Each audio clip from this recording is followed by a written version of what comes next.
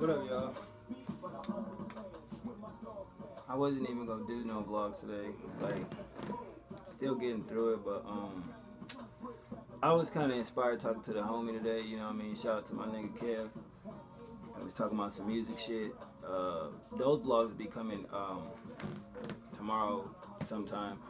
But let's get into album review. You know, I did this album review and my stupid ass was going to the section of my YouTube where it's like what I watched or whatever, my history, and instead of removing it from the history, I deleted the motherfucker. And it already had some views, so I still feel the same way. I listened to it again. I still give it a 4 out of 5.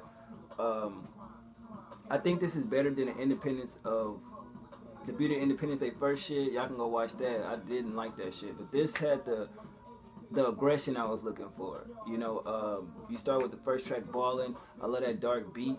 You know, 50 on the auto-tune hook was like, give or take. You know what I mean? I like the aggressiveness of their flows and their lyrics, violence. You know what I mean? That's what the G Unit that I love. You know what I mean? From the mixtape days. The second track, I'm Grown. It's okay. I don't really like the production. I'm not crazy about it, but I respect the content as far as the lyrics and stuff about, you know, having your own car, your own shit. I respect that though, but I still don't feel like materialism makes you a grown-up. You know what I mean? It's taking care of your family and your responsibilities will make you a grown-up. That's just the benefits of handling your business. So I still think it's okay song. Bring My Bottles. It's like a club song. I thought the beat was good. I like, you know, everything about it from the flows to the lyrics. It's a club record, so give or take.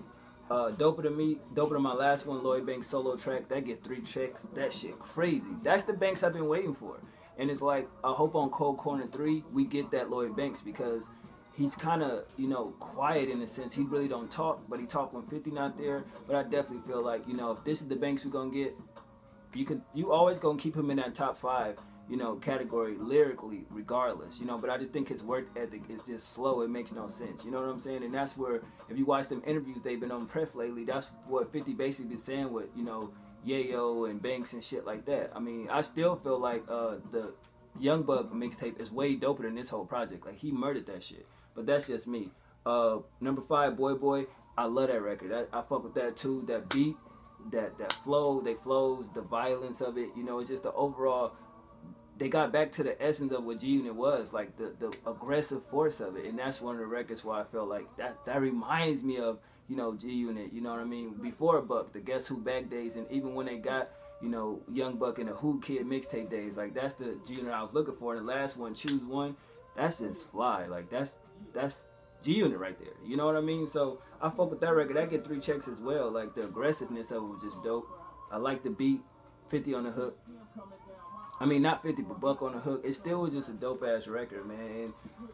And I suggest that if you into G Unit, buy this one. Because the Beauty of Independence, I just felt like people would just dick ride me because they back, you know, as far as the Independence and G Unit. But that shit wasn't, you know what I mean, as well constructed as this one was. You know, and pitting Buck out there with the mixtape set this shit off right. And when I heard it, I was like, yo, you know what I mean? It only been out 3 days already because it came out on the 3rd, and I'm like, yo, this shit is crazy. You know what I'm saying? So I definitely, you know, support, and, you know, I feel like y'all should do it as well.